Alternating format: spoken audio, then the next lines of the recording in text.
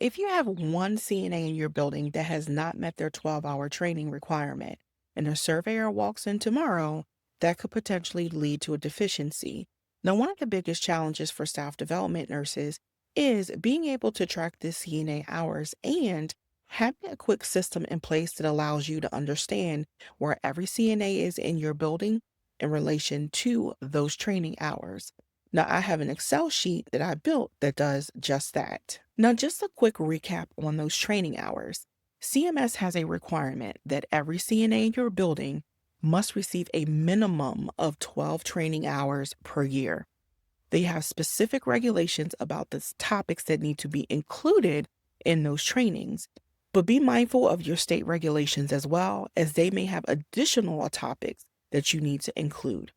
Now, when surveyors walk into your building, they're going to give you a random list of employees, and they're going to want you to bring the documentation to prove where those training hours have occurred. And this is where my Excel sheet comes into play. Let's take a peek. Okay. So this is an Excel sheet that I created, and this is my dashboard that allows me to quickly see where every CNA in my building is in relation to their training hours. So if you look here, let's look at Jason Williams. He has 30 minutes, zero point 0.5 training hours completed. And you can see it has calculated 11.5. You can see that it is red. And this sheet automatically does this. So I'm not doing any calculations. It will do this automatically. It automatically updates his progress bar, and it will tell me that he still needs training hours. Now let's compare that to Henry Walker. Henry Walker, we can see, has completed 12 training hours. His hours remaining are 0 and they're green. And you can see here his progress bar is completely filled in and his status is complete. Then we have here Sean Smith. Okay. Sean has completed 6 training hours. It's showing that he still has 6 hours remaining. You can see the progress bar filled halfway in, and his status is showing on track. So on track will show up for anyone who has 6 hours of training or more. Now, this information pulls directly over from the training tracker tab. Let me click that tab below. And this is where I literally enter in all the trainings that happen in the building. So let's add a person in here. Okay. And we're going to name this person Hunter Wise. Now I'm going to put in Hunter's department as nursing, put it in staff title as CNA. And then let's just say this training is competency and it's related to a skills fair. And let's say for this particular training, it counts for, let's just say 3 hours. Now in this column here where it says completion, I can put completed or pending. For purposes of this training, I'm going to put pending here just so you can see what it looks like, if I can spell it right. Okay. Now you can see if I put it in pending status, it's red. It's not showing completed. And just to show you across, I can always put dates in here. I can always put the instructor. I can always put the method of instruction. And I can even add my own personal comments if there's some information I need to reference back to. Now that I've entered Hunter Wise, I'm going to go back to my CNA hours tracker, this dashboard. And look who's here, Hunter Wise. Now remember, for Hunter, we put in his training hours, but we put in that it was pending. And you can see his name has automatically auto-populated over to this list. The hours are at 0 for completed.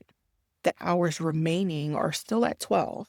And you can see our progress bar has nothing in it, and it's still showing he needs hours. Now let me go back to my training tracker. Let's say now Hunter has actually completed that training. I hit completed, okay? And the thing about the Excel sheet is that once you type completed or pending in this column, every time you type a C or a P, that option is going to automatically pop up and you can just easily hit enter and it'll fill it in for you. And you can see it automatically changes the color. That's not anything I had to do myself. Now, when I go back to the CNA training hours tracker, right, this is my dashboard. Now I can see Hunter's updated. Now it shows that he did complete 3 hours and that he still has 9 hours remaining. And you can see our progress bar even filled in, okay? So this is a fully, this dashboard just automates based off of anything you put into your training tracker. So I'm just going to show you one example of filter. Right now you can see I have all these CNAs listed. And let's say, for example, I entered an LPN, okay? Now, put in here pending just so I can kind of show you. And I'm going to say competency. I'm going to still say skills fair. It was a 3. Okay. So now, let's say for this particular LPN, I wanted to filter. If I go to staff title and I hit the little drop down box, you can see CNA and LPN listed. Anything I add in this staff title column will automatically show up here, okay? So if I hit select all to unselect them, and let's say I only want to look at my LPNs, I can click it, and now look. Only thing showing is my LPN, okay? If I want to clear it, I hit clear filter, okay?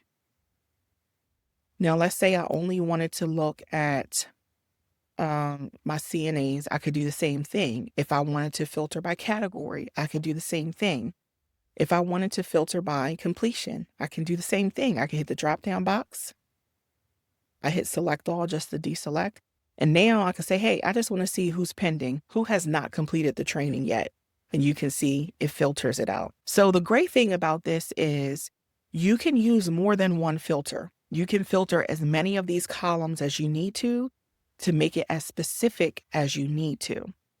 And again, anything you enter in here, your training tracker is going to automatically update on your CNA hours tracker, which is more like your dashboard. It gives you a quick overview. Now, let's say you want to put this in alphabetical order. Well, you can easily sort this. So what this means is as you have CNAs coming into your building through new hire, you can literally start adding their names to your training tracker. And here, if I highlight row 8 that has a name, the hours completed, if I highlight that and go down, I'm just going to right click. And then if I go to sort, I can do A through Z. And now you can see it's sorted. And not only is it sorted, but all of the information attached to that person's name will automatically follow them. So you don't have to worry about any of the information getting mixed up as you sort. So as you can see, this one tracking spreadsheet can solve a lot of issues when it comes to monitoring your trainings.